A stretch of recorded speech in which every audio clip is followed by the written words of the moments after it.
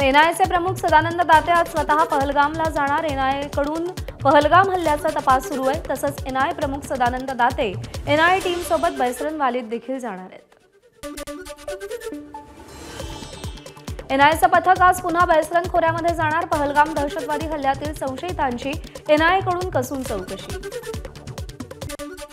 पंतप्रधानांच्या निवासस्थानी काल रात्री आणखी एक उच्चस्तरीय बैठक। भारतानं पाकिस्तानच्या सगळ्या फ्लाईट्ससाठी एअर स्पेसवरती बंदी घातली। 23 मे पर्यंत कमर्शियल आणि मिलिटरी फ्लाईट्सवरती बंदी।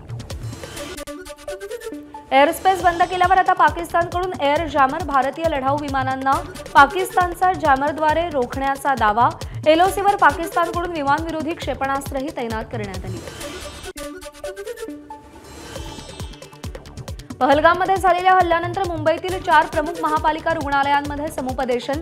बीएमसीच्या नायर, परळ, सायन आणि बाळासाहेब ठाकरे वैद्यकीय महाविद्यालय, कुपरमध्ये देखील समुपदेशन। जम्मू काश्मीरच्या कुपवाडा, उरी आणि अखनूरच्या काही भागांमध्ये पाकिस्तानचा विनाकारण गोळीबार सुरू। भारतीय लष्कराकडून चोख प्रत्युत्तर। भारतीय हल्ल्याच्या धमकीमुळे पाकिस्तानमध्ये घबराट। भारताच्या आक्रमकतेला आम्ही जोरदार प्रत्युत्तर देऊ। पाकिस्तानचे उपपंतप्रधान इशाक दार यांची पुन्हा एकदा अणुहल्ल्याची धमकी। भारत आणि पाकिस्तान सीमेवर दहशतीचं वातावरण। सीमेवरील गावांमध्ये राहणाऱ्या लोकांनी घरात बंकर बांधण्यास सुरुवात केली। गोळीबारापासून रक्षण करण्यासाठी बंकर बांधण्यास सुरुवात। अमेरिकेचा भारताला उघड पाठिंबा। अमेरिकेचे परराष्ट्र मंत्री मार्को रुबियोनी, परराष्ट्र मंत्री डॉक्टर एस जयशंकर आणि पाकिस्तानचे पंतप्रधान शहबाज शरीफ यांच्याशी स्वतंत्र चर्चा करून धोरण स्पष्ट केलं। पहलगाम हल्ल्याबाबत सुप्रीम कोर्टात याचिका। आज सुनावणी। सुप्रीम कोर्टाच्या निवृत्त न्यायमूर्तींकडून घटनेच्या चौकशीची मागणी। पर्यटकांच्या सुरक्षेसाठी ॲक्शन प्लॅन तयार करण्याची मागणी। घाबरलेल्या पाककडून गुप्तचर संस्थेचे प्रमुख लेफ्टनंट जनरल असीम मलिक यांना राष्ट्रीय सुरक्षा सल्लागाराची अतिरिक्त जबाबदारी। मलिक यांच्याकडे आता आयएसआय प्रमुख आणि एनएसए दोन्हीचीही जबाबदारी। एकमेकांमधील हेवेदावे विसरून देशासाठी एकजुटीनं उभं राहण्याची वेळ। उपमुख्यमंत्री शिंदेंचं आवाहन। पर्यटकांवरील हल्ल्याचा मोदी आणि आपले सैनिक नक्कीच बदला घेतील, शिंदेंना विश्वास।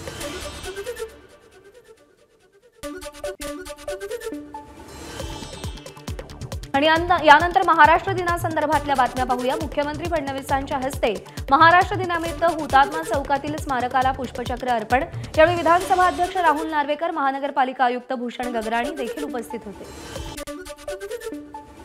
मुख्यमंत्री फडणवीसांनी शासकीय निवासस्थानी वर्षा बंगल्यावरती ध्वजवंदन केलं। महाराष्ट्र दिनानिमित्त ध्वजावंदन। पुण्यातील पोलीस मुख्यालयात उपमुख्यमंत्री अजित पवारांच्या हस्ते ध्वजारोहण। वेळेपूर्वी सगळे कार्यक्रम संपून अजित पवार पोलीस मुख्यालयात गेले। सिंहगड रोड पुलामुळे नागरिकांचा अर्धा तास प्रवासातला कमी होईल। उपमुख्यमंत्री अजित पवारांची माहिती। शहरामध्ये 2 रिंग रोड होत असून शहराच्या विकासासाठी कटिबद्ध, अजित पवारांची प्रतिक्रिया। पुण्यातील सिंहगड रोडवरील उड्डाणपुलाचं लोकार्पण। अजित पवारांच्या हस्ते उड्डाणपुलाचं उद्घाटन। विठ्ठलवाडी ते फन टाइम थिएटरपर्यंत 2100 मीटरच्या उड्डाणपुलामुळे वाहतूक कोंडीतून सुटका होणार। पुण्यामध्ये परशुराम आर्थिक विकास महामंडळाच्या नव्या इमारतीचं उद्घाटन। कार्यक्रमाचं उद्घाटन वेळेआधीच केल्यानं मेधा कुलकर्णींनी तक्रारीचा सूर आळवला। त्यानंतर अजित पवारांनी पुन्हा उद्घाटन केलं। सकाळी उद्घाटन केलं तर इतरांना त्रास कमी होतो, उशिरा उठणाऱ्या लोकांना सुद्धा लवकर उठावं लागतं। उपमुख्यमंत्री अजित पवारांची सिंहगड पुलाच्या उद्घाटनावेळी मिश्कील प्रतिक्रिया। उपमुख्यमंत्री आणि ठाणे जिल्ह्याचे पालकमंत्री एकनाथ शिंदेंच्या हस्ते ध्वजवंदन। ठाण्यामध्ये ध्वजारोहण केलं। मंत्री भरत गोगावलेंच्या हस्ते रायगडच्या चांदे क्रीडांगणावरती ध्वजारोहण। तर मंत्री आदिती तटकरेंना जिल्हाधिकारी कार्यालयात ध्वजारोहणाचा मान। पंतप्रधान नरेंद्र मोदींनी मराठीतून राज्यातल्या जनतेला महाराष्ट्र दिनाच्या शुभेच्छा दिल्या। महाराष्ट्र राज्य प्रगतीचा आधारस्तंभ, मोदींची एक्सपोज। छत्रपती शिवाजी महाराज पार्कवरती ध्वजारोहणाचा मुख्य शासकीय कार्यक्रम राज्यपालांच्या हस्ते संपन्न। ठाकरेंच्या सेनेचे आमदार मिलिंद नार्वेकरांचीही उपस्थिती।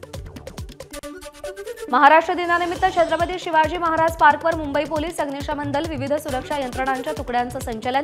पोलीस दलाच्या विविध तुकड्या सहभागी। मंत्री उदय सामंतांच्या हस्ते रत्नागिरी ध्वजवंदन। पोलीस कवायत मैदानावर सोहळा। छत्रपती संभाजीनगरमध्ये महाराष्ट्र दिनानिमित्त पालकमंत्री संजय शिरसाट यांच्या हस्ते ध्वजारोहण। यावेळी पालकमंत्र्यांच्या हस्ते विशेष कामगिरी केलेल्या पोलिसांचा सन्मान। 66व्या महाराष्ट्र दिनानिमित्त सिंधुदुर्गात ध्वजवंदन सोहळा संपन्न। मंत्री नितेश राणे यांच्या हस्ते ध्वजारोहण। यावेळी पोलिसांसह गृहरक्षक दल संचलनात सहभागी। जालन्यात पालकमंत्री पंकजा मुंडेंच्या हस्ते ध्वजवंदन। पोलीस कवायत मैदानावर महाराष्ट्र दिनानिमित्त ध्वजवंदन सोहळा संपन्न। महाराष्ट्र दिनानिमित्त बीडच्या तहसील कार्यालयात धनंजय मुंडेंच्या हस्ते ध्वजारोहण। यावेळी प्रशासकीय अधिकारी आणि कर्मचाऱ्यांसह मोठ्या संख्येने नागरिकांची उपस्थिती। महाराष्ट्र दिनानिमित्तानं पालकमंत्री प्रकाश आंबेडकर यांच्या हस्ते कोल्हापुरात ध्वजारोहण। शाहू स्टेडियममध्ये ध्वजारोहण सोहळा संपन्न। नांदेडमध्ये पालकमंत्री अतुल सावे यांच्या हस्ते ध्वजारोहण। महाराष्ट्र दिनानिमित्त ध्वजारोहण संपन्न। यावेळी अशोक चव्हाण, अजित गोपछडे यांची प्रमुख उपस्थिती। ठाकरेंच्या शिवसेनेकडून मुंबईतील हुतात्मा चौकात शहीदांना मानवंदना। 66व्या महाराष्ट्र दिनानिमित्त अभिवादन। यावेळी अरविंद सावंत, अनिल देसाई आणि सुनील प्रभूंसह इतर कार्यकर्ते उपस्थित। सरकारच्या 100 दिवसांच्या कामांचा निकाल जाहीर। अदिती तटकरेंचा महिला आणि बालविकास विभाग सर्वोत्तम। तटकरेंच्या खात्याला 80% गुण। सार्वजनिक बांधकाम विभाग 77.95% गुणांसह द्वितीय। सरकारच्या 100 दिवसात चंद्रपूरचे जिल्हाधिकारी सर्वोत्तम। चंद्रपूरच्या जिल्हाधिकाऱ्यांना 100 पैकी 84.29% गुण। कोल्हापूरचे जिल्हाधिकारी 81.14% गुणांसह द्वितीय।